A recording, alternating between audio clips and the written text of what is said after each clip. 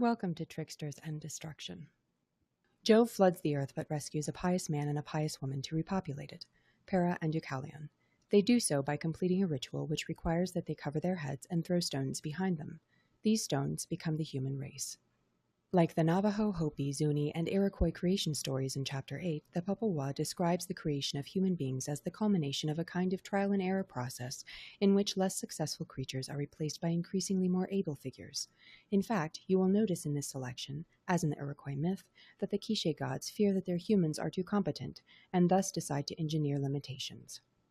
Words of note: Dresden Codex. It's the oldest book in the Americas known to historians. Archaeological finds and evidence obtained from codes of the glyphs show advanced mathematics, astronomy, and writing. The Popolwa is an extensive work. Internal episodes are syntactic, but the overall plot structure is paratactic. In order to complete the job of creating humans, the gods must spawn the hero twins, and they must complete a series of trials.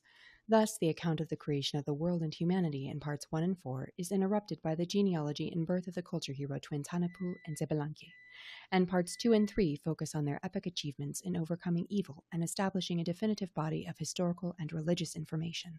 As noted before, myths of destruction represent a refinement on creation rather than simply the annihilation of a world or mythological system.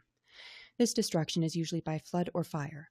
In the case of the Popolwa, we see resurrections and a number of other reminders of the cyclical nature of life.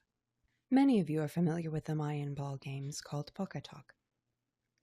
My question to you: can you identify where in the text you might find the story that begets those ball games?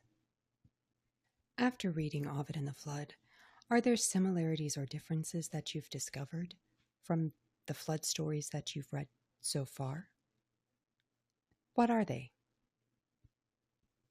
This week, I'd like you to choose what your final essay will be over. Please use this time to review and decide. For our discussion this week, identify what ways the Popolwa is similar to the Native American creation stories we've heard thus far. In what ways does the tale differ? Welcome to Tricksters and Destruction.